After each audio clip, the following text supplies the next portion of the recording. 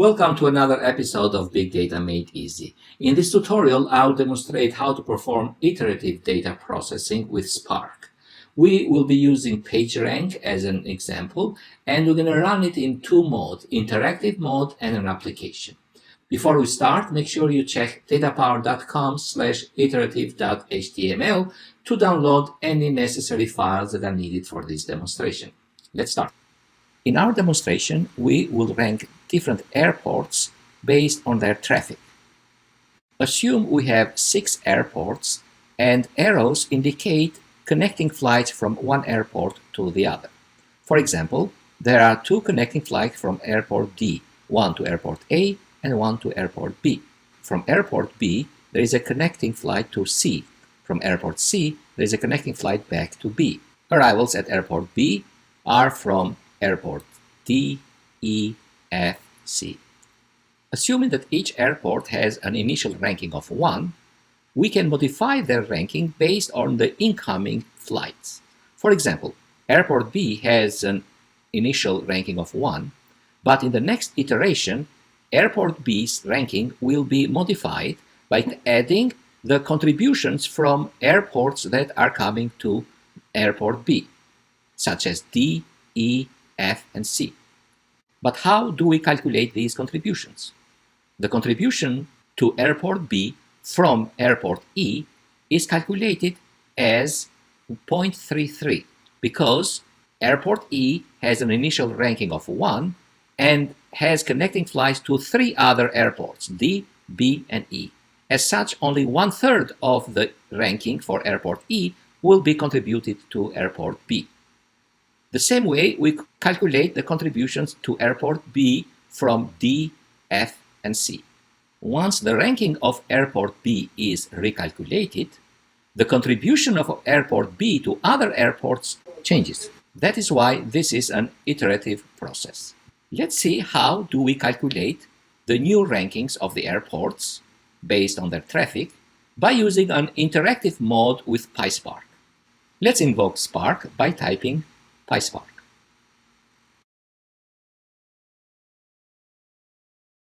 Now let's create an RDD that shows the connections as displayed in the previous figure. We call this RDD connections, and using parallelize function, we indicate that airport A has no connections to other flights, airport B has connection to airport C, airport C has a connection to airport B. If we continue, airport D has connections to airport A, airport B, and airport E, has connections to airport B, airport D, and airport F, and finally airport F has connections to airport B and airport E.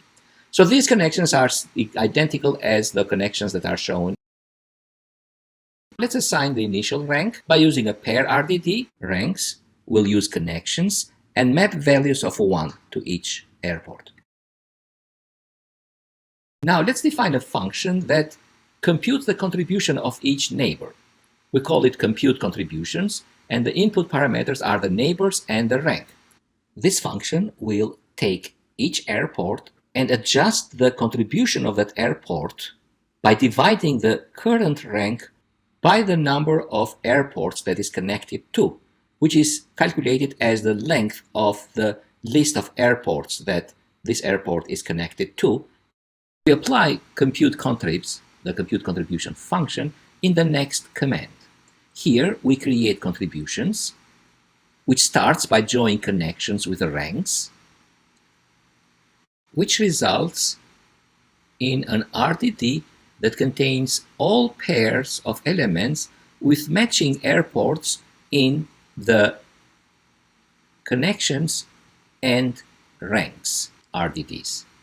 That is, each pair will contain the airport and the rank of that airport to all connecting airports. We apply a flat map to this RDD, so each row is listed vertically, and next to each row we have the ranking of that row that is calculated using compute contribs function. Row 10, or the airport, is the neighbor, and row 11 is the rank. these two values go as parameters in compute contribs.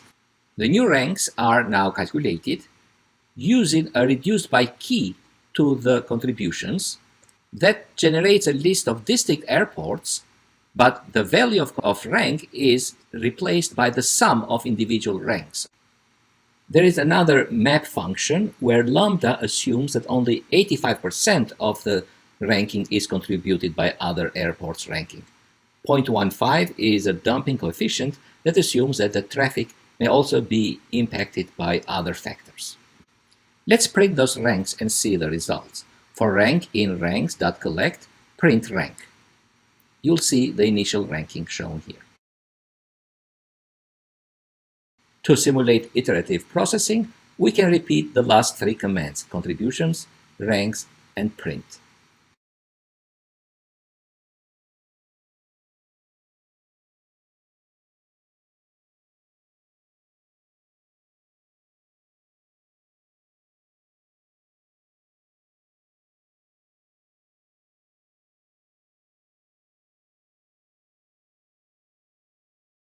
Now, instead of interactive processing, let's write an application.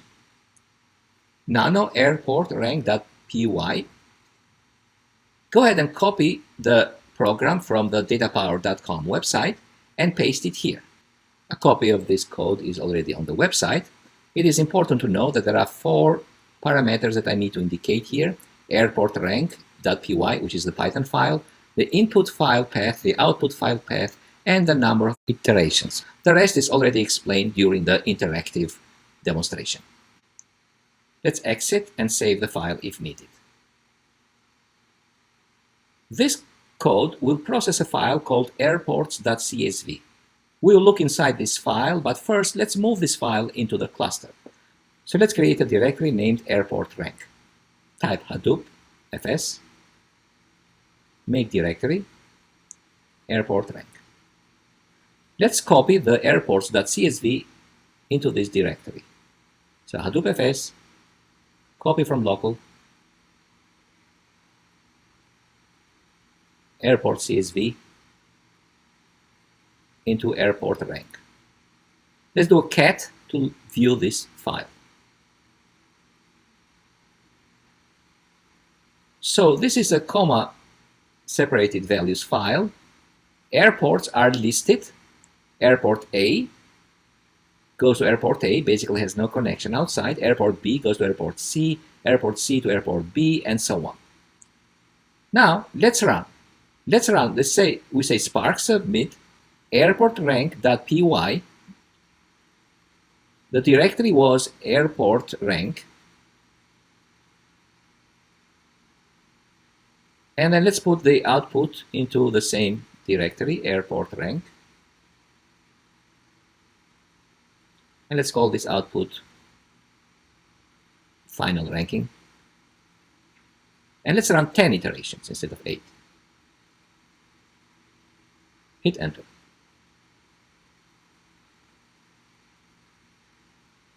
I'll speed up the process, and you'll see the results of each iteration being displayed on the screen.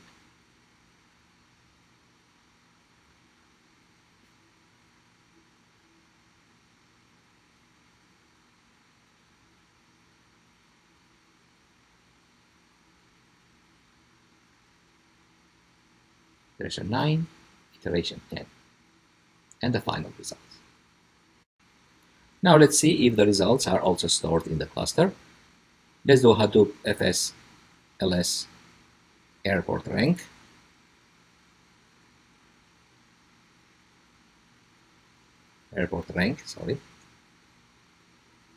You can see the final ranking subdirectory created. Let's do a ls there. And you'll see several files that start with the word part. That's where the results are stored. So we can do a cat on these files. Hadoop fs.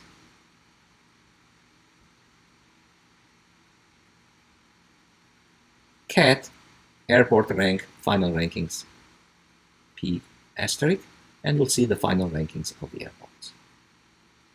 In this demonstration, we showed how to perform iterative processing in both interactive mode and through an application. Hope you enjoyed it, and as always, let me know if you have any questions. If you want to learn more about big data analytics, subscribe to this channel. Also, follow me on Twitter at Professor Benny or join my LinkedIn network. You can always email me with any questions.